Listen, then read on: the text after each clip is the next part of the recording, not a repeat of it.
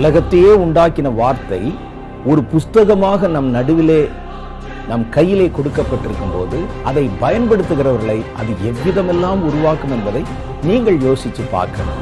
அதுதான் வேத வசனத்தினுடைய ஆச்சரியமான மகத்துவம்.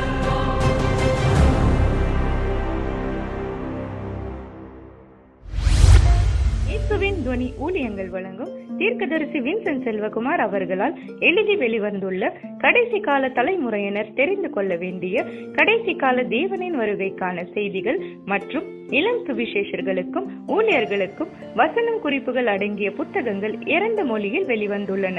தமிழில் முடிவுக்கு முன் மற்றும் பிரசங்க பீடம், ஆங்கிலத்தில் பிஃபோர் தி எண்ட் மற்றும் sermon outline for young preachers இப்பொழுது விற்பனையில் உள்ளன.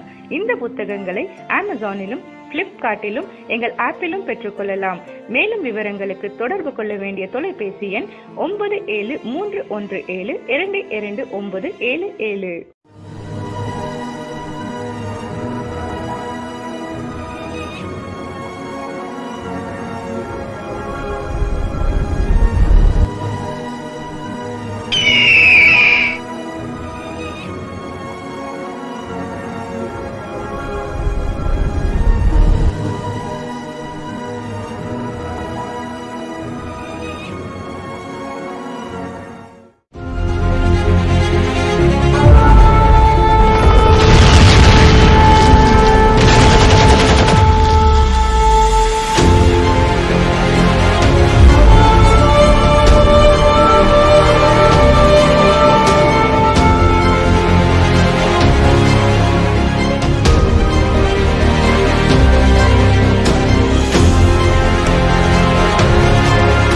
கர்த்தருடைய நியாயத்தீர்ப்புகள் இருக்குல்ல, அது என்னென்ன வரிசையிலே நடக்கிறது, அதுக்கு பிறகு வருகிற ஒவ்வொரு எக்காலத்திலும் வருகிற பயங்கரங்கள் எல்லாம் தேவனால் வரவிடப்படுகிற பயங்கரங்கள், பூமியில நடக்கிற பயங்கரங்கள் தான் பட்டியல் போட்டு காட்டப்படுகிறது.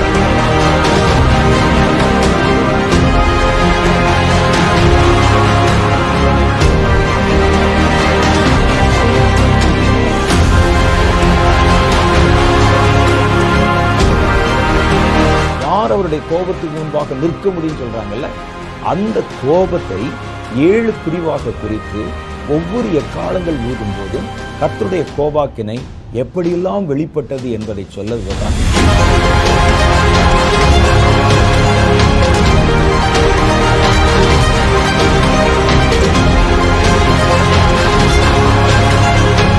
காலங்களுடைய ரகசியம் மிக பெரியது. அதை இனி வருகிற ஒவ்வொரு நிகழ்ச்சிகளிலும் கொஞ்சம் கொஞ்சமா நம்ம ஆழமா பார்க்கணும்.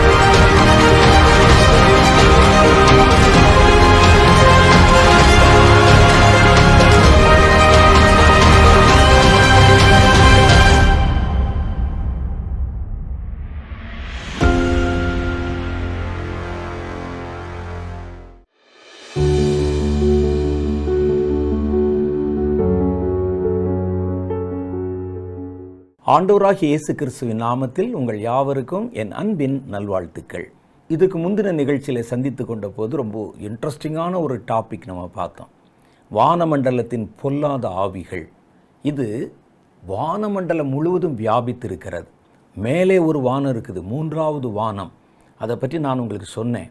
அதை குறித்து பவுல் தன்னுடைய நிருபத்தில் எழுதும்போது 14 வருஷத்துக்கு முன்னால் ஒரு மனுஷனை நான் அறிவேன், அவன் ஆவியிலே 3வது வானம் வரைக்கும் எடுத்துக்கொள்ளப்பட்டு விளங்காத பல வார்த்தைகளை, சப்தங்களை கேட்டான்.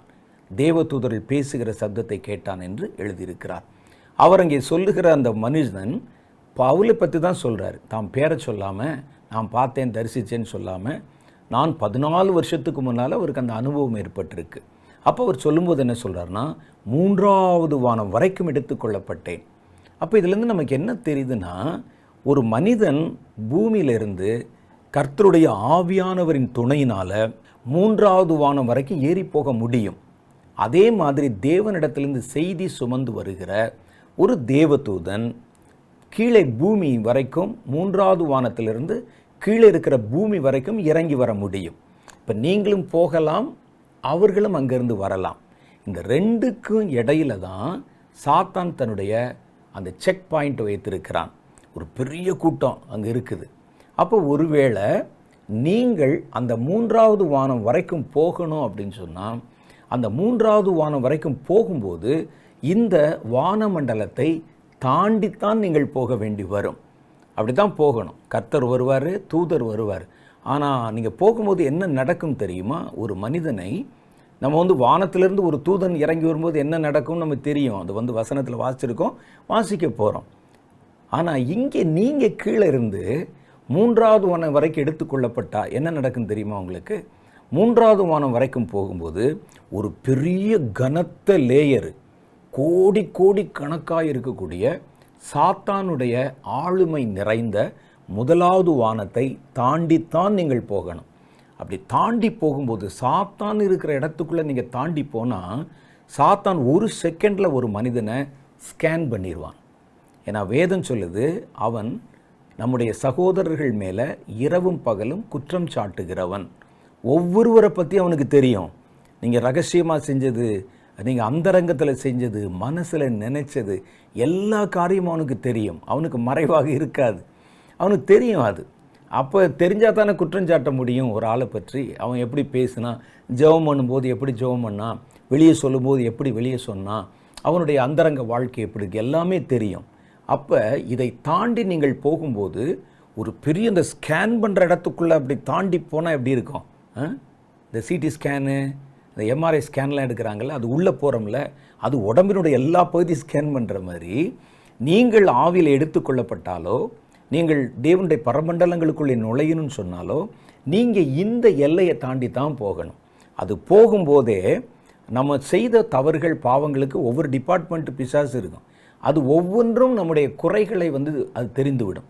தெரிஞ்சாலே என்ன செய்யும்னா, அந்த இடத்துல கர்த்தருடைய ஆவியானவரோடு கூடவும் தேவதூதர்கள் கூடவும் அது வாக்குவாதம் பண்ண ஆரம்பிக்கும். வாக்குவாதம் பண்ணி எப்படி இவனை கூட்டிகிட்டு போகலாம், இவனிடத்துல இந்த பாவம் இருக்குது, இவனிடத்துல இந்த குறை இருக்கிறது, அவன் நேற்று இப்படி பண்ணா அப்படின்னு சொல்லி அந்த குறை சொல்ல ஆரம்பித்து விட்டால் அவ்வளோதான். என்ன செய்ய முடியும்? அந்த குறை உண்மையிலே நம்மிடத்தில் இருக்கிறது என்றால் நாம் மேலே தொடர்ந்து அங்கே போக முடியாது. ஒரு இமிக்ரேஷன் மாதிரி நடுவில் அங்கே இருக்கிறான், அதை எடுத்து பார்த்த உடனே எல்லாம் ஸ்கேன் பண்ணிடுவான். அதனால தான் நம்ம சொல்லுவது, நீங்கள் 3வது வானம் வரைக்கும் எடுத்துக்கொள்ளப்பட வேண்டும் என்றால் உங்களிடத்துல எந்த குற்றமும் இருக்கக்கூடாது, குறையும் இருக்கக்கூடாது. அது எப்படி சாத்தான் கர்த்தருடைய ஆவியானவர் என்னை அழைத்து கொண்டு போகும்போது குற்றம் சுமத்துவானான சுமத்துவான். வேதம் சொல்லுகிறது. அப்போ என்ன செய்கிறான் பாருங்க, மோசேயினுடைய சரீரத்தை கர்த்தருடைய தூதன் அடக்கம் பண்ணணும். அந்த இடத்த நீங்கள் வாசிருப்பீங்க. வந்தபோது சாத்தான் தொடக்கூடாதுன்னு சொல்லிட்டான். தொடக்கூடாது, இந்த சரீரம் எங்களுக்கு சொந்தம் என்று அவர்களோட வாக்குவாதம் பண்ணுறாங்க. ஆனால் வசனம் சொல்லுது, கர்த்தர் அவனை எடுத்து அடக்கம் பண்ணினார்னு. அப்போ கர்த்தருடைய ஆவியானவர், தேவ தூதர்கள் அங்கே நிற்கிறாங்க.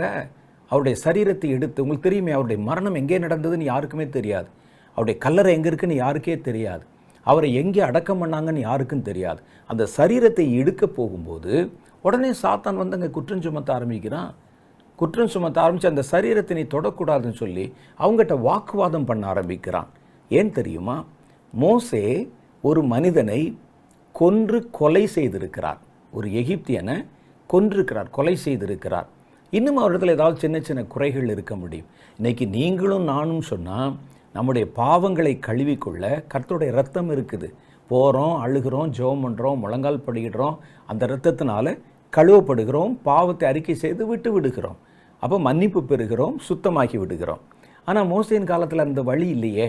அதனால் மோசே எவ்வளோதான் ஊழியம் செய்திருந்தாலும் அவன் மேலிருந்த அந்த பாவம் இன்னும் நீக்கப்படவில்லை. காரணம், பாவத்திற்கான பரிகாரமாகிய இயேசு கிறிஸ்துவனுடைய ரத்தம் மோசேயின் காலத்தில் சிந்தப்படலை. உடனே நின்றுட்டான். நின்று சரீரத்தை தொடக்கூடாது. ஏன் ஒரு மரித்த சரீரத்தின் மேலே ஏன் அவன் அவ்வளோ கவனம் வைக்கணும்? ஏன் அது அந்த மரித்த சரீரத்தை குறித்து, செத்துப்போன டெட் பாடியை குறித்து எதுக்கு இவ்வளோ வாக்குவாதம் பண்ணணும்னு சொன்னால், இந்த பாடியை விட்டுட்டிங்கன்னா அவர் உயிர் தெளிந்து விடுவார். சரீரம் இல்லாவிட்டால் ஒரு ஆவி என்ன செய்ய முடியும்? அப்போ அது அவனுடைய கட்டுப்பாட்டுக்குள்ளே போச்சுன்னா மோசேனால் உயிர் தெள முடியாது. அப்போ அது வேறு டாபிக், நம்ம அப்புறம் பார்ப்போம். இப்போ பார்த்தீங்கன்னா ஒரு ஆளை கொண்டு போகும்போது, மரித்த ஒரு ஆளை கொண்டு போகும்போதே இவ்வளோ வாக்குவாதம் பண்ணினா நாம் 3வது வானம் வரைக்கும் எடுத்துக்கொள்ளப்படணும். பவுல் போன மாதிரி சொன்னால் இந்த மண்டலத்தை தாண்டித்தான் நீங்கள் போகணும். சிலர் சொல்லுவாங்க, நான் இப்போ தான் போய் டீ குடிச்சிட்டு வந்தேன், அப்போ தான் காஃபி குடிச்சிட்டு வந்தேன். அதெல்லாம் அவருடைய மனபிம்பங்கள் நிறையா. ஆனால் உண்மையிலே நீங்கள் போகணுன்னு சொன்னால் கஷ்டப்படணும். கர்த்தர் உங்களை அழைத்து கொண்டு போய் ஒரு காரியத்தை வெளிப்படுத்தணும்னு சொன்னால் அதற்கு ஏற்ற அளவில் குற்றம் சுமத்தப்படாமல் உங்கள் இடத்துல எந்த பாவமும் இல்லாமல் நீங்கள் இருக்கணும். அதனால தான் தேவனிடத்தில் காத்திருந்து ஜெபம் பண்ண விரும்புகிறவர்கள் முதல்ல பாவரிக்கை செய்து தங்களுடைய பாவங்களை கழுவிக்கொண்டு கர்த்தருக்கு முன்னால் நிற்கக்கூடிய அளவுக்கு தங்களை தகுதிப்படுத்தி கொண்டு தான் உட்கார முடியும். நம்ம சிலரை பார்த்துருக்குறோம், நானே எவ்வளவோ கூட்டங்களில் பார்த்துருக்கிறேன். கொஞ்ச நேரம் ஜெபம் பண்ணுவாங்க, ஆவியில் நிறைஞ்சு கொஞ்ச நேரம் கீழே விழுவாங்க, எந்திரிச்சோடனே 3வது வானத்துக்கு போனேன் அப்படின்னு சொல்லுவாங்க. சிலர் சொல்லுவது அவர்கள் தங்களுடைய மன தோற்றத்தினால் சொல்லுகிறார்கள் என்று எங்களுக்கு புரியும். ஏனென்றால் அவனுடைய வாழ்க்கை இந்த வானமண்டலத்தில் இந்த இமிக்ரேஷனை தாண்டி போகிற அளவுக்கு அவன் இல்லை என்பது எங்களுக்கு தெரியும். இருந்தாலும் நம்ம அவர்களை திடீரென்று எதையும் சொல்லிவிடுவதில்லை. அப்போ அதனால் இது நீங்களே உங்களோட மனசில் வச்சுட்டு நீங்கள் பார்க்கணும். நீங்கள் இந்த வானத்தை தாண்டி போகணும், தேவனுடைய தரிசனங்களை காணணும், கர்த்தருடைய பரமண்டலங்களுக்குள்ளே நுழையணும்னு சொன்னால் அது ஒன்றும் கஷ்டமான விஷயம் அல்ல. அது மனிதர்களுக்கு மறுக்கப்பட்ட காரியமும் அல்ல. ஏன்னா யோவான் எடுத்துக்கொள்ளப்பட்டிருக்கிறார், தானியேல் எடுத்துக்கொள்ளப்பட்டிருக்கிறார், இன்னும் கர்த்தருடைய பல ஜனங்கள், இந்த இப்போ இங்கே சொன்னாரே பவுல் 3வது வானம் வரைக்கும் எடுத்துக்கொள்ளப்பட்டிருக்கிறார். இந்த அனுபவங்கள் மனிதர்களுக்கு மறுக்கப்பட்ட ஒரு அனுபவம் கிடையாது. யாருமே போக முடியாது, போகலாம், ஆனால் தகுதியாக இருந்தால் போகலாம்.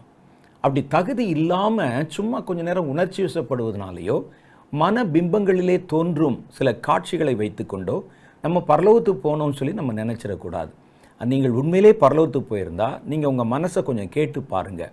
நீங்கள் இந்த இடையில் இருக்கக்கூடிய இந்த ஆவியின் மண்டலம் இருக்க, இதை தாண்டி கர்த்தருடைய இருக்கக்கூடிய மண்டலத்தை தாண்டி போனால் கூட அவங்க கிருபையினால் உங்களை விட்டாலும் விடுவாங்க ஒழிய, இவன் குற்றம் சுமத்துகிறவன் விடவே மாட்டான். சின்ன சின்ன காரியங்களை கூட ஊதி பெருசாக்கி அந்த காரியத்துக்கெல்லாம் ஒரு இது சொல்லி உங்களை எப்படியாவது தடை செய்ய பார்ப்பான். அதனால தான் நீங்கள் மாத்திரம் இல்லை, உங்கள் ஜெபம் போகணுன்னா கூட உங்களுடைய மாயமற்ற இருதயத்திலிருந்து புறப்படுகிற ஜெபமாக இருக்கணும். அதான் வேதம் சொல்லுகிறது, என் இருதயத்தில் அக்கிரம சிந்தனை கொண்டிருந்தால் கர்த்தர் என் ஜெபத்துக்கு செவி கொடுக்க மாட்டார். ஏன் செவி கொடுக்க மாட்டார்னா, போகாதங்க, அதை தாண்டி இந்த மண்டலத்தை தாண்டி உங்கள் சத்தம் போய் கேட்காது. இங்கேயே ஃபில்டர் பண்ணிடுவானுங்க. பாப்பா, அது யாரா ஜெபம் பண்ணுறா, இப்போ தான் திட்டிட்டு வந்திருக்கான், இப்போ தான் சண்டை போட்டு வந்திருக்கா, இப்போ தான் ஏதாவது காரியங்களை தப்பான காரியங்களை செஞ்சுட்டு முழங்கால் போட்டிருக்கிறான். அப்போ இது உடனே இதை குற்றஞ்சாட்டப்பட்டு இதை தாண்டித்தானே போகணும். நீங்கள் கர்த்தரிடத்துலேருந்து ஒரு கிருபை இறங்கி வந்தால் கூட இதை தாண்டித்தானே வரணும். அப்போ இந்த ரெண்டுக்கும் இடையில பார்த்தீங்கன்னா ஒரு பெரிய இமிக்ரேஷன் டிபார்ட்மெண்ட் மாதிரி உள்ளே உட்காந்துருக்கான். அவன் போட்டு ஒவ்வொன்றே ஸ்கேன் பண்ணுவான். அப்போ ஒன்று நீங்கள் போவதாக இருந்தாலும், உங்கள் சம்பந்தமாய் ஒரு தேவதூதன் இறங்கி வருவதாக இருந்தாலும் அதற்குண்டான வழி அங்கே திறக்கப்பட வேண்டும். கர்த்தர் ஏதாவது ஒரு காரியத்தை சொல்லப்படும் போது அங்கே போகும்போது தேவதூதர் இடத்துல என்ன பாவம் இருக்க போகுது? இருந்தாலும் அவர்கள் கொண்டு வருகிற செய்தியினுடைய அந்த தன்மை இருக்குது பாருங்க, அந்த தன்மையை பொறுத்து அவங்களோட போராடி தாமதம் பண்ண வைப்பான். அது வர முடியாத அளவுக்கு அவங்கள குற்றம் சுமத்த முடியாது. அவன்கிட்ட இந்த பாவம் இருக்குன்னு சொல்லி வாதாட முடியாது. வாதாட முடியலன்னு என்ன செய்கிறது? அவ்வளோதான், கை கலந்துட வேண்டியதான். சண்டை போட்டு அவனை போக விடாமல் இப்படிலாம் நடக்குமாங்கன்னு கேட்கலாம். நடந்திருக்கு. தானியேல் தீர்க்கதரிசியின் புஸ்தகம் 10வது அதிகாரத்தில் நீங்கள் படித்து பார்த்தீங்கன்னா, தானியேலுக்கு செய்தி கொண்டு வந்த ஒரு தேவதூதன் இந்த வானமண்டலத்தின் பொல்லாத ஆவிகளுடைய அந்த இருப்பிடத்தை தாண்டி வரும் பொழுது அவன் தடை செய்யப்பட்டு நிறுத்தப்பட்டு அவன் ஒரு பெரிய யுத்தத்தை சந்தித்தான். நான் கொஞ்சம் கொஞ்சம் வாசிக்கிறேன் பாருங்கள், நான் முழுசாக படித்த நிறைய இருக்குது. எங்கே? தானியேல் 10வது அதிகாரம். பெர்ஷியாவின் ராஜாவாகிய கோரேஸ் அரசாண்ட 3ஆம் வருஷத்திலே பெல்தேஸ் ஷாத்சார் என்ற பெயரிடப்பட்ட தானியேலுக்கு ஒரு காரியம் வெளியாக்கப்பட்டது. அந்த காரியம் சத்தியமும் நீடிய யுத்தத்துக்கு அடுத்ததுமாக இருந்தது. என்ன காரியம் பார்த்தீங்கன்னா, அந்த விஷயம் ஏன் அங்கே தடை செய்கிறாருன்னா, அந்த காரியத்தினுடைய சாராம்சம் அங்கே சொல்லப்பட்டிருக்கிறது. நீண்ட யுத்தத்தை சம்பந்தமான ஒரு காரியம். அப்போ யுத்தம்னால யாரோட இருக்கும்? ஒரு பெரிய ஒரு வெளிப்பாடு, யுத்தம் பற்றின வெளிப்பாடு. அது சாதாரண யுத்தம் இல்லையா, கை கலக்கிறது இல்லையா, நீண்ட நெடிய ஒரு யுத்தத்தை குறித்த ஒரு வெளிப்பாடு அங்கே வருது. அப்போ யுத்தம்னாலே இந்த பிசாசுகளுடைய சேனையோட தானே இருக்கும். அப்போ இந்த யுத்த தந்திரத்தை கொண்டு போகிறார் என்று தெரிஞ்ச உடனே இது மனிதர்களுக்கு போய் சேர்ந்துடக்கூடாது. அதில் என்ன இருக்கிறது என்பதை நாம் கைப்பற்றி கொள்ளணும்னு அவ்வளோ பெரிய தேவதூதனிடத்தில், பிரதான தூதனிடத்தில் போய் சண்டைக்கு நிற்கிறான் பாருங்களேன். அப்போ பாருங்கள், அந்த காரியம் சத்தியமும் நீடிய யுத்தத்துக்கு அடுத்ததுமாக இருந்தது. அந்த காரியத்தை அவன் கவனித்து தரிசனத்தின் பொருளை அறிந்து கொண்டான். இது முழுசாக இருக்குது. அது எப்படி நடந்ததுன்னு சொன்னால், அது ஃப்ளாஷ்பேக் சொல்கிறாங்க பாருங்கள். அந்த நாட்களில் தானியேலாகிய நான் 3 வாரம் முழுவதும் துக்கித்து கொண்டிருந்தேன். அந்த 3 வாரங்களாகிய நாட்கள், 3 வாரம்னா பாருங்கள் 21 நாள், 3 வாரங்களாகிய நாட்கள் நிறைவேறும் மட்டும் ருசிகரமான அப்பத்தை நான் புசிக்கவும் இல்லை, இறைச்சியும் திராட்சரசமும் என் வாய்க்குள் போகவும் இல்லை, நான் பரிமள தைலத்தை பூசிக்கொள்ளவும் இல்லை. அப்போ இப்படி உட்கார்ந்து அவர் அழுது ஜெபம் பண்ணிட்டு இருக்கிறார். 21வது நாள் ஒரு தேவதூதன் இவரை வந்து தொடுகிறார். அது எங்கே போட்டிருக்கு? 10வது வசனத்தில் போட்டிருக்கு. இதோ அவருடைய வார்த்தைகளின் சத்தத்தை கேட்டு நித்திரை போகிறவனைப் போல தரையிலே முகங்குப்புற விழுந்து கிடந்தேன். 9வது வசனத்தில், இதோ ஒருவன் கை என்னை தொட்டு என் முழங்கால்கள் உள்ளங்கைகளையும் என் தரையை ஊன்றி இருக்கும்படி என்னை தூக்கி நிறுத்தியது. அவன் என்னை நோக்கி, என்னை தூக்கி நிறுத்தி பலப்படுத்தின அந்த ஆள் யாருன்னா, அவன் என்னை நோக்கி, பிரியமான புருஷனாகிய தானியேலே, நான் இப்போது உன்னிடத்தில் அனுப்பப்பட்டு வந்தேன். ஆதலால் உனக்கு சொல்லும் வார்த்தைகளின் பேரில் நீ கவனமாயிருந்து காலூன்றி நில் என்றான். இப்போ இதில் பாருங்களேன், ஒரு ஆவிக்குரிய காரியத்தை பெறும்போது இது நம்ம பார்க்குற டாப்பிக்கை விட்டு கொஞ்சம் தாண்டி தான் இருந்தாலும் கிடைச்ச சந்தர்ப்பத்தில் நான் உங்களுக்கு சொல்லியிருந்தோம்ல, ஒரு காரியத்தை நீங்கள் பெறும்போது கர்த்தர் சொல்கிற ஒரு வார்த்தையை வாங்கும்போது நீங்கள் அப்படியே மயக்கமாக கிடக்குது அல்லது அப்படியே குதிச்சிக்கிட்டு இருக்குது, அந்நிய பாஷை பேசிகிட்டு இருந்தால் அவங்க நம்மளாம் கேட்க முடியாது. இவர் வந்து ஒரு காரியத்தை சொல்ல வர்றாரு, இவர் மயக்கம் போட்டு கிடக்கிறாரு, இங்கே தரையில் முகங்குப்புற விழுந்து. உடனே அவரை தூக்கி நிறுத்தி, எப்போவுமே கர்த்தரிடத்தில் ஒரு காரியத்தை நீங்கள் பெற்றுக்கொள்ளணும்னா அதை பெற்றுக்கொள்ளுகிற மாதிரி ஆவிக்குரிய ஸ்ட்ரெங்த்தில் நீங்கள் நிற்கணும். சிலர் என்ன செய்வாங்கன்னா, கர்த்தருடைய ஆவியானவர் லேசாக தொடுற மாதிரி, ஒரு அப்படியே அக்கினி தொடுற மாதிரி இருந்தால் அவ்வளோதான், கத்தி விரட்டி விட்டுருவான் எல்லாத்தையும். ஊன்னு சத்தம் போட்டு அந்த சத்தம் முடிஞ்சோடனே இவர் அந்த அபிஷேகத்தை விட்டு வெளியே வந்துடுவார். அப்போ அவங்க என்ன சொல்கிறாங்கன்னா, உன்கிட்ட ஒரு செய்தி சொல்ல வந்திருக்கேன்ப்பா, அப்போ நீ இப்படி படுத்து கிடந்தால் நான் எப்படி பேச முடியும்? நீ பலங்குண்டு திடமானதாக நிற்கணும், நான் சொல்கிறது நீ கேட்கணும், அமைதியாக காத்திருக்கணும், இதெல்லாம் நம்ம அறிந்து கொள்ளணும். இப்போ இவர் சொல்கிறாரு, நான் உன்னிடத்தில் அனுப்பப்பட்டு வந்தேன், ஆதலால் நான் உனக்கு சொல்லும் வார்த்தைகளின் பேரில் நீ கவனமாயிருந்து காலூன்றி நில் என்றார். படுத்துட்டு எப்படி கேட்ப, தூக்கத்தில் எப்படி கேட்ப, காலூன்றி நில் என்றார். இந்த வார்த்தைகளை அவன் என்னிடத்தில் சொல்லுகையிலே நடுக்கத்தோடு நான் எழுந்து நின்றேன். அப்பொழுது அவன் என்னை நோக்கி, தானியேலே பயப்படாத, ஏன்னா பயந்தா கூட அவங்க சொல்கிற வார்த்தையை கேட்க முடியாது. நீ அறிவை அடைகிறதற்கும் உன்னை உன் தேவனுக்கு முன்பாக சிறுமைப்படுத்துகிறதற்கும் உன் மனதை செலுத்தின நாள் முதலே உன் வார்த்தைகள் கேட்கப்பட்டது. அவர் சொல்கிறாரு, நீ 21 நாளைக்கு முன்னால் ஜெபம் பண்ணணும் அப்படின்னு ஒரு பிளான் போட்டு நீ உட்கார்ந்து உன் மனதை செலுத்த ஜெபத்தை ஆரம்பிச்சு இல்லை, அந்த ஆரம்ப ஜெபத்தில் இருந்தே உன் ஜெபம் பரலோகத்திலிருந்து கேட்டுருச்சு. அப்போ அவர் பண்ண ஜெபம், அப்போ தானியேல் கரை திரை பிழை இல்லாமல் இருக்கணும். இது காரணம் என்ன தெரியுமா? நீங்கள் 9வது அதிகாரத்தில் படித்தீங்கன்னா, தானியேல் தன்னுடைய எல்லா பாவத்தையும், தன்னுடைய முற்பிதாக்களின் பாவத்தையும் எல்லாவற்றையும் அறிக்கை செய்து தன்னை சுத்திகரித்து கொண்டு ஜெபித்தார். அப்படி சுத்திகரித்து கொண்டு ஜெபித்த உடனே உன் ஜெபம் கொஞ்சம் நேரம் கழிச்சு இல்லை, சில ஆட்களுக்கு பார்த்தீங்கன்னா அனல் பிடிக்கிறதுக்கே ரொம்ப நேரம் ஆகும். அப்படியே ஆரம்பித்து அப்புறம்தான் அவர்களுக்கு உண்மையான ஜெபமே வரும்.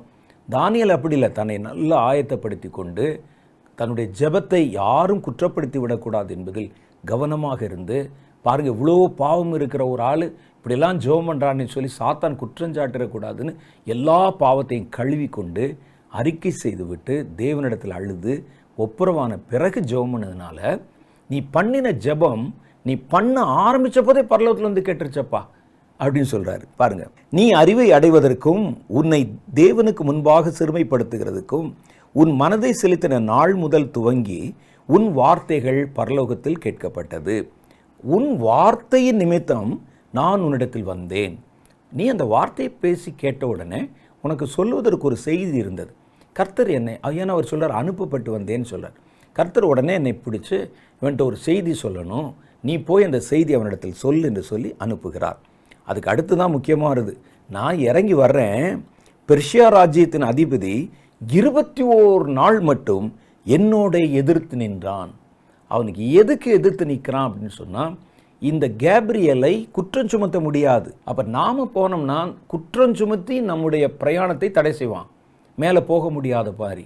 தேவதூதன் இறங்கி வரும்போது எந்த தேவதூதனை எதிர்த்து நிற்பான்னு சொன்னால், அவன் மூலம் வருகிற செய்தியினுடைய தன்மையை பொறுத்து தான் அது.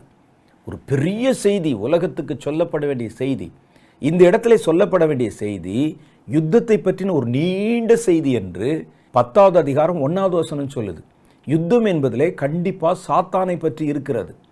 அப்போ எப்படிப்பட்ட யுத்தம் நடக்க போகுது, அந்த யுத்த வியூகம் என்ன, அந்த சாத்தான் எப்படி அடிபட போகிறான், தோற்று போகிற ஒரு பெரிய செய்தி இருக்குது. இது யுத்தம் சம்பந்தமான செய்தின்னு தெரியும், அதனுடைய முழு சாராம்சம் அவனுக்கு தெரியாது. அதனால் என்ன செய்தான் என்று பார்த்தா, அவனோட கூட யுத்தம் பண்ண ஆரம்பித்தான். எப்படியாவது அதை கைப்பற்றிடணும், பிடுங்கிடணும் என்று சொல்லி யுத்தம் பண்ண ஆரம்பித்தான். அந்த சம்பவம் தான் இங்கே சொல்லப்பட்டிருக்கிறது. அப்போ இங்கிருந்து நீங்கள் போனாலும் சரி, அங்கிருந்து நீங்கள் வந்தாலும் சரி, ஒரு யுத்த களமாகி அந்த இடத்தை சாத்தானுடைய எல்லையை தாண்டி தான் நீங்கள் போகணும், வரணும். இந்த 2 இடத்திலிருந்தும் மேலே இருக்கக்கூடிய 3வது வானம், கீழே இருக்கக்கூடிய பூமி, இந்த 2க்கு நடுவில் அவன் தன்னுடைய எல்லை கோட்டை வைத்திருப்பதுனால இதை தாண்டித்தான் அங்கே போகணும். அப்போ இந்த தேவதூதன் பாருங்க 21 நாள் போராடினானாம். எதுக்கு போராடினான்னு தெரியுமா?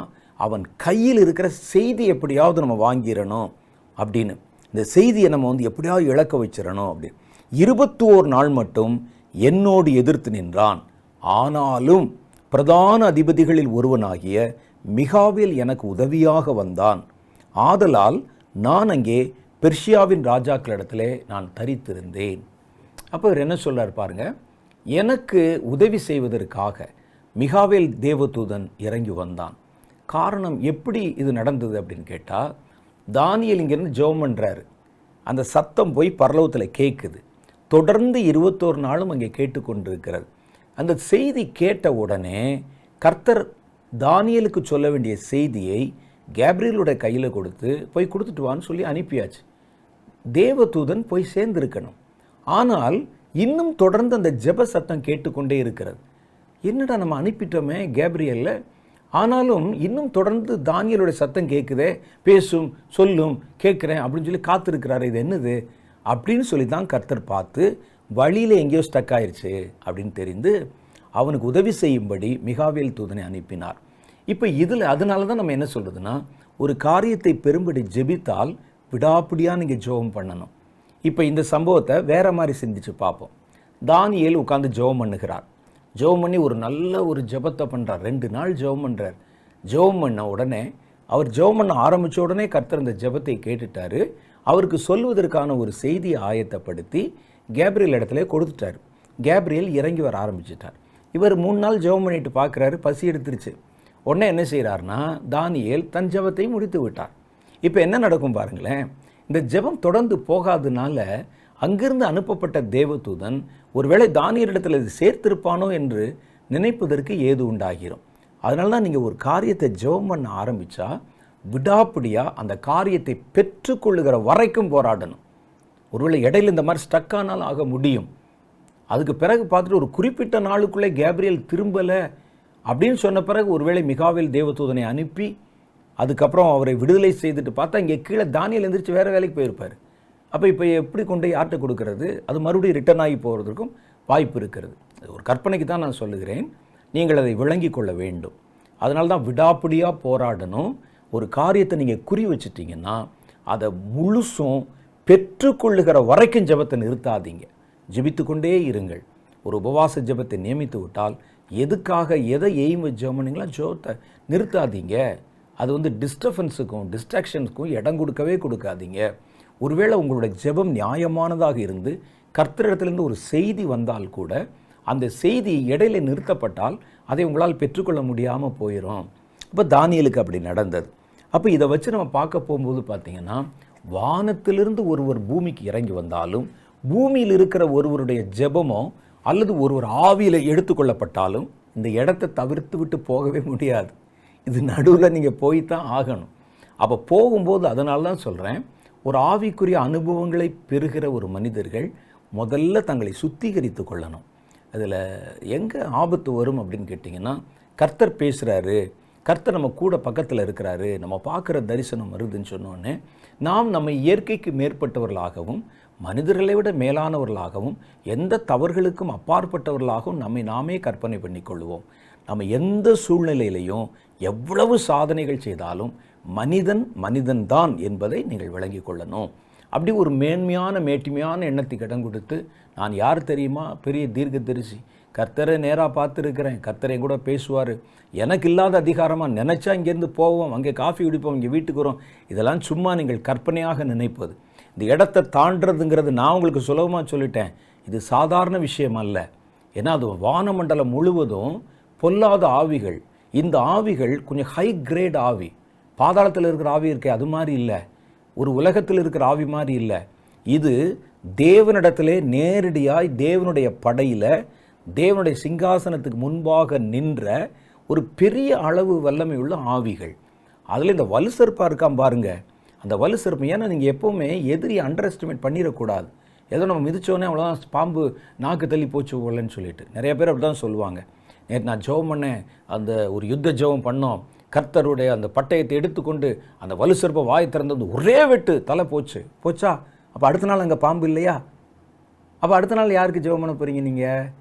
அப்போ இது நாம் நினைத்து கொள்ளுகிறோம், கர்த்தர் ஒருவேளை நீ ஜெபித்தால் அவனுடைய ஒரு காரியத்தை நீ செயலிழக்க பண்ண முடியும் என்பதற்காக கூட காட்டியிருக்கலாம், எனக்கு அது தெரியலை. ஆனால் நீங்கள் நினைக்கிற மாதிரி அண்டர் எஸ்டிமேட்லாம் பண்ணிடக்கூடாது. அண்டர் எஸ்டிமேட் பண்ணால் ஏன் தெரியுமா, அவன் தேவனிடத்தில் பக்கத்தில் இருந்து காப்பாற்றுவதற்காக படைக்கப்பட்ட ஒரு கேரூப் என்று எசேக்கியேல் 28வது அதிகாரத்தில் சொல்லப்படுகிறது. மற்ற பிரதான தூதர்கள் கூட நுழைய முடியாத இடத்துக்குள்ள அக்னி கற்கள் இருக்கிற தேவனுடைய ரகசிய இடம், கர்த்தருடைய கஜானா மாதிரி வச்சுக்கங்களேன், அந்த ரகசிய இடத்துக்குள்ள கூட நுழைந்து உள்ளே பார்த்து உலாவுகிற அதிகாரத்தை கர்த்தரிடத்திலிருந்து பெற்றவன். அப்போ இதனால் அவனுக்கு எல்லாம் தெரியும், கர்த்தர் எப்படி பிளான் பண்ணுவார், எங்கே வியூகம் பாரு, அங்கே இருக்கிற தேவதூதர்கள் யார். மிகாவேலோட சண்டை போட்டானே, மிகாவேல் அவனுக்கு தெரியும், எல்லாம் ஒன்றா தானே இருந்து ஒரே ஆஃபீஸில் வேலை செஞ்சவங்க தானே. இந்த மிகாவேல் என்ன செய்வான்னு தெரியும், கேப்ரியலை தொட்டால் என்ன நடக்கும் தெரியும் அவனுக்கு.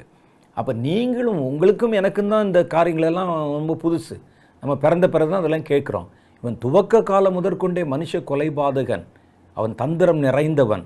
அப்போ இதுக்கு நடுவில் நம்ம கடந்து போகும்போது ரொம்ப ஜாக்கிரதையாக கர்த்தருடைய ப்ரொடெக்ஷனோட அவன் குற்றம் சுமத்த முடியாதபடி கர்த்தருடைய இரத்தத்தினாலே கழுவப்பட்டு அப்புறம்தான் நீங்கள் இந்த காரியங்களுக்குள்ளே போகணும். சில ஆட்கள் என்ன செய்வான்னு சொன்னால், இப்படி சும்மா அறகுறையாக இருந்துட்டு இப்படி ஜோம் பண்ணி ஒரு அனுபவம் வர்ற மாதிரி போன உடனே இந்த நடு இடம் இருக்குது பாருங்கள், பிசாசு இருக்கிற இடம், இங்கே கொண்டு போய் நிறுத்தி வச்சுட்டு இவன் சில தரிசனத்தை காமிச்சு போயிட்டு வாப்பான்னு சொல்லி அனுப்பிடுவான். ஏன்னா சாத்தான் செய்ய முடியாதா, ஒரு கள்ள தரிசனம் இப்படி தான் வருதுங்க. இவர்கள் மேலே போக மாட்டாங்க. என் கள்ள தரிசனம் சொல்லுகிற ஆட்களை பாருங்கள், அவங்களுடைய வாழ்க்கை வித்தியாசமாக இருக்கும், அவங்க பேசுகிறது ஒன்றா இருக்கும், செய்கிறது ஒன்றா இருக்கும். அவருடைய இருதயம் ஆண்டவர் என்கிட்ட பெருசெல்லாம் சொல்லும்போது சொன்ன ஒரு காரியம் அதுதான். உலகத்தில் பொருளும் அதன் மேலே உன்னுடைய மனமும் இருந்ததுன்னா நீ இந்த மாதிரி காரியத்துக்குள்ளே தீர்க்க தரிசன ஊழியத்துக்குள்ளே வர முடியாது. காரணம் என்ன கேட்டால், ஒரு மனிதனுடைய பொக்கிஷம் எங்கே இருக்குமோ அங்கே அவனுடைய இருதயம் இருக்கும். பொக்கிஷம் என்றால் நீங்கள் எதை பொக்கிஷமாக நினைக்கிறீர்களோ அதன் மேலே தான் உங்களுடைய இருதயம் இருக்கும். அப்போ அதனால் பூமியில் உங்களுக்கு பொருளை சேர்த்து வைக்க வேணாம்னு கர்த்தர் தான் சொன்னார். எப்போ கோடிக்கணக்கில் பணம் இருக்கும், பார்த்தீங்கன்னா ஆள் அப்படின்னு சொல்லி என்ன பணத்துக்காக எல்லாம் செய்து விட்டு வரும்போது, நான் இப்போ தான் போய் பரலோகத்துலேருந்து ஃப்ரெஷ்ஷாக இறங்கி வருகிறேன், காலையில் வந்த உடனே கர்த்தர் என்னை தட்டி எழுப்பினார், வாப்பா இன்னைக்கு பரலோகத்தில் காஃபி போட்டிருக்காங்க குடிச்சிட்டு போகலான்னு சொல்லி, இதெல்லாம் இப்படிப்பட்ட வசனத்தில் சேராத குழப்பமான தரிசனங்கள். அதெல்லாம் சிலர் சும்மாவே கற்பனை பண்ணி சொல்லுவாங்க, சிலர் வஞ்சிக்கப்பட்டு சொல்லுவாங்க. இவர்கள் கர்த்தருக்குள்ளே சரியாக இருக்காமல் அவர்கள் கர்த்தரை விட்டு காரியங்களை செய்யும்போது சில அனுபவங்கள் உங்களுக்கு உண்டானா கூட இது 3வது வானத்திலே கொடுக்கப்பட்ட அனுபவம் அல்ல. இவன் பாதி தூரத்தில் போய் இவனை பிடிச்சி உட்கார வச்சு இவனை ஒரு கோமாளி ஆக்கி அவனுக்கு வசனத்தில் இல்லாத காரியங்களை காமிச்சு, நீங்கள் இந்த ஆள்கிட்ட சொன்னீங்கன்னா நம்பவே மாட்டார். நான் பார்த்தனே, சத்தம் கேட்டுச்சே, தொட்டனே, பார்த்தது கேட்டது தொட்டது எல்லாம் உண்மைதான், யாரை என்பது தானே முக்கியம். அப்போ நம்ம போயிருக்கிறோம், அவன் ஒரு காரியத்தை சொல்கிறான், வசனத்தில் சேராது. இப்படி தான் நிறைய கள்ள உபதேசங்களும் கள்ள வார்த்தைகளும் பூமியிலே கடந்து வர காரணம், இந்த நடு இடத்துல போய் மாட்டிக்கிறவாங்க சில ஆள். சில ஆளை பிடிச்சி அப்படியே வந்து அனுப்பிடுவான். சில ஆளை இந்த மாதிரி வேறு விதமான குழப்ப வார்த்தைகள். யாருக்கு அந்த மாதிரி வார்த்தைகளை கொடுப்பான்னு தெரியுமா? யார் சொன்னால் நிறைய ஜனங்கள் நம்புவாங்களோ அப்படிப்பட்ட ஆட்கள். ஒரு சின்ன ஆள் இருக்கிறான்னு வச்சுக்கோங்க, ஒரு 10 பேருக்கு ஒரு சபை. இந்த மாதிரி இருக்கிற ஒரு ஆளுக்கு ஒரு ஆவிக்குரிய அனுபவம் மாதிரி ஏற்பட்டு கொஞ்சம் இந்த ஆவி வெளியே போய் இந்த நடு இடத்துல மாட்டிக்கிருச்சுன்னா அவனை அடித்து துரத்தி விட்டுருவாங்க. அவனை அதுக்கு மேலே போக முடியாது. அப்படி போனேன் படபடன்னு வந்து நான் அப்படி கண் முழிச்சிட்டேன்னு பாருவார். அங்கே அப்படி என்னென்னா அங்கேருந்து அனுப்பிட்டானுங்கன்னு அர்த்தம். வந்துடுவார், ஆபத்து இல்லை, ரைட்டு. ஆனால் ஒரு ஆள் சொன்னால் ஒரு 10,000 பேர் கேட்பாங்க, அவனுக்கு ஒரு நல்ல வாய்ஸ் இருக்குன்னு சொன்னால் இவர்கள் தங்களை ஆயத்தப்படுத்தி கொள்ளாமல் இந்த நடுவெளியில் மாட்டிக்கொண்டா தப்பான தகவலை, தப்பான செய்தியை அவனுக்கு தரிசனம் மாதிரி காமிச்சு, கர்த்தர் மாதிரி காமிச்சு, எனக்கு கர்த்தர் மாதிரி வர முடியாதா, இயேசு மாதிரி தன்னை காண்பித்து அவர் வந்து காரியங்களை பேசி அவர்களை அனுப்பிவிடுவான். அதெல்லாம் நம்ம ரொம்ப கவனமாக இருக்கணும். சிலர் சொல்லுவாங்க, அது வந்து இயேசுவை போல வர்ற மாதிரி தெரியும். இயேசுவை போல வரும், ஏன் வர முடியாத, ஒரு சினிமாலே வந்துடுறானே. இன்னும் சிலர் சொல்லுவாங்க, உங்கள் கையை காட்டுங்க, காயம் இருக்கான்னு பார்க்கணுன்னு சொல்லி. ஒரு காயம் மாதிரி ஒரு ஸ்டிக்கரை ஓட்டிகிட்டு வர முடியாதா ஐயா? ஒரு பிசாசு சினிமாலே வந்துடுறாங்களே, அது எப்படி வர முடியாமல் இருக்கும்? அப்போ இதெல்லாம் சும்மா நமக்கு சொல்கிறது. நீங்கள் ஜெனுவினாக ஒரு காரியத்தை தெரியணும்னா நீங்கள் இந்த இடத்தை தாண்டி போகிற மாதிரி உங்கள் இடத்துல குற்றம் குறைகள் இல்லாமல் இருக்குதான்னு நீங்கள் யோசித்து பார்க்கணும். உங்களுடைய மனமும் உங்களுடைய செய்கையும் நோக்கமும் பரிசுத்தமாக இருக்குதான்னு பார்க்கணும். அது கர்த்தருக்கு அடுத்ததாக இருக்கிறதான்னு பார்க்கணும். அதனால தான் நிறைய பேர் தேவன் சொல்லாத திட்டங்கள், தேவன் சொல்லாத காரியங்கள் எல்லாத்தையும் பார்த்த மாதிரியே சொல்லுவாங்க. பார்த்துருப்பாங்க உண்மையிலே, ஆனால் காண்பித்தது தான் வேறு நபர். இந்த நடு இடத்துல தான் இந்த குழப்பமன்ற ஆவி இருக்குது. இந்த ஆவி எப்படி வேணாலும் கிரியை செய்யலாம். அப்போ இதனால தான் நம்ம ரொம்ப கவனமாக இருக்கணும். இந்த ஆவிகள் தான் வானமண்டலத்தின் பொல்லாத ஆவிகள் என்று சொல்லப்படுகின்றன. இந்த வானமண்டலத்தின் பொல்லாத, அது ஒரு பெரிய டிபார்ட்மெண்ட்டு, ஒரு பெரிய ராஜ்யம் மாதிரியே இருக்குது. அதில் அவர் ராஜா மாதிரி உட்கார்ந்த வலு சர்ப்பம். இந்த ஆவி எல்லாமே ஹை குவாலிட்டி ஸ்பிரிட்டு. இது எப்படின்னா ரொம்ப தந்திரம் உள்ளது, ரொம்ப இந்த சாதாரண, நான் ஹை குவாலிட்டின்னு சொல்கிறேன்னா நீங்கள் ஏதோ அதை பெரிய பரிசுத்தமாக நினச்சிக்கிற கூடாது. ரொம்ப இன்டலெக்சுவல், ரொம்ப தந்திரம், ரொம்ப கன்னிங். ஒரு ஆளை பார்த்தோன்னே எடை போட்டுரும். இன்னும் சில ஆவி நீங்கள் பார்த்துருப்பீங்க, எனக்கு சுருட்டு வாங்கி தடான்னு சொல்லும், சாராய் வாங்கி கொடுறான்னு சொல்லும். சின்ன சின்ன ஆவிகள் இருக்கும். ஒரு ஊமையும் செவிடுமான ஒரு ஆவி, குருடனுடைய ஆவி, அல்லது ஒரு ஆவியை வெளியே போக சொல்லும்படிக்கு கர்த்தர் அதை துரத்தும் போது ஒரு நல்ல இடத்தையாவது அது கேட்க வேணாமா? பண்ணி கூட்டத்துக்குள்ளே போகிறேன்னு கேட்குற ஆவி அது எப்படி இருக்கு யோசிச்சு பாருங்க. அப்போ இந்த மாதிரி ஆவியில் மேலே இருக்கிறதெல்லாம் நீங்கள் பார்த்தீங்கன்னா ராஜரீகம் பண்ணுகிற ஆவிகள். அவைகள் ரொம்ப டாக்டிஸாக, ரொம்ப தந்திரமாக ஒரு மனிதனை வஞ்சிக்கக்கூடியவைகள். இந்த மண்டலத்தை தாண்டி தான் நீங்கள் உங்கள் ஜெபமும் போக முடியும். அந்த ஜெபம் ஒருவேளை தப்பான நோக்கத்தில் தான் அங்கே ஸ்கேன் பண்ணி தள்ளி விட்டுருவான் வெளியே. நீங்கள் ஜெபிச்சிட்டோம் வரும்னு உட்கார்ந்துருப்பீங்க. உங்களுக்கு கர்த்தர் ஒரு செய்தி சொல்ல வந்தால் நீங்கள் அதை பெற்றுக்கொள்ளும்படி தகுதி இல்லைன்னா அதுவும் அங்கே போயிடும். ஒருவேளை கர்த்தர் உங்களை எடுத்துக்கொண்டால், கர்த்தர் உங்களை எடுத்துக்கொண்டு அந்த இடத்துல ஒரு அனுபவத்தை கொடுக்க கடந்து போனால், உங்கள் இடத்துல குறை இருந்ததுன்னா உங்களை போக விட மாட்டான், நிறுத்திடுவான். அவன் நேத்தான் இப்படி செஞ்சுருக்கான், இப்படி தான் வந்து பண்ணியிருக்கிறான், இது எப்படி நீர் அவனை அழைத்து கொண்டு போகலாம் என்று கர்த்தரிடத்திலே அவன் வாதாடி இருக்கிறான், வேதம் சொல்லுகிறது. அதனால தான் நம்ம என்ன சொல்கிறோன்னா ரொம்ப ஜாக்கிரதையாக இருக்கணும். இப்போ நம்முடைய செய்தி என்னன்னு கேட்டால், இந்த வானமண்டலத்தில் இப்படி ஒரு பெரிய அரசாளுமை, ஒரு பெரிய ராஜ்யம் மாதிரி இந்த பொல்லாத ஆவி உட்கார்ந்து ஆளுமை செய்கிறான். அப்போ இதை குறித்து இன்னும் நிறைய விவரங்கள் இருக்குது. இந்த ஆவி சாதாரணமானதல்ல. இவைகள் கீழே தள்ளப்பட போகின்றன. அப்போ தள்ளுனா அவனுக்கு எவ்வளோ கோபம் இருக்கும் பாருங்கள். இது எப்போ இருந்து இந்த ஆவி அங்கே இருக்குது அப்படின்னு கேட்டால், உலக தோற்றம் முதற்கொண்டு வஞ்சிக்கப்பட்ட காலத்திலிருந்தே அவைகள் வானத்தில் ஒரு பெரிய சேனையை ஸ்தாபித்து வைத்திருக்கின்றன. அதனால் நம்ம ரொம்ப கவனமாக செயல்படணும். இதை பற்றி இன்னும் நம்ம நிறைய பேச வேண்டி இருக்குது, நிறைய விஷயங்கள் நம்ம தெரிந்து கொள்ள வேண்டி இருக்கிறது. அதனால் நம்ம அடுத்த வாரத்தில் சந்திக்கும்போது இதை குறித்த இன்னும் பல விவரங்களையும் நான் கற்றுக்கொண்ட, நான் பர்சனலாக தெரிந்து கொண்ட சில காரியங்களையும் உங்களிடத்தில் பகிர்ந்து கொள்ள விரும்புகிறேன். அதுவரை கர்த்தர் உங்களை ஆசீர்வதிப்பாராக. ஆமென்.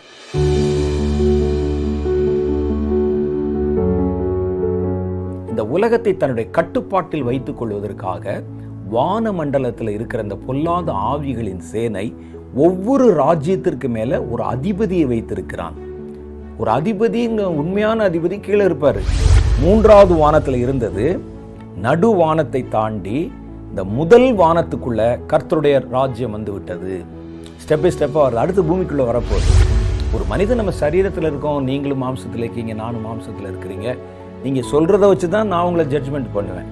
நான் நல்லவன் வல்லவன் சொன்னால் இருக்கும் போல இருக்குன்னு நான் நினச்சிக்கிறேன். ஆனால் ஆவியில் அப்படி கிடையாது. ஆவியில் எல்லாம் வெளிப்படையாக தெரியும், எல்லாம் நிர்வாணமாக தெரியும். எதையும் நீங்கள் மூடி போட்டு மறைக்க முடியாது.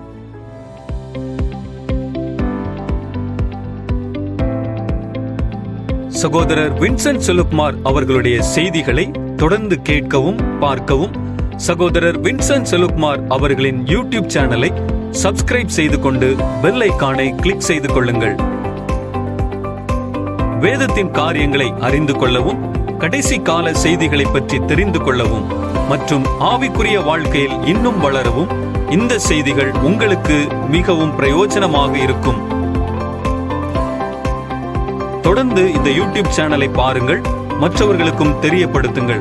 கர்த்தர் உங்களை ஆசீர்வதிப்பாராக.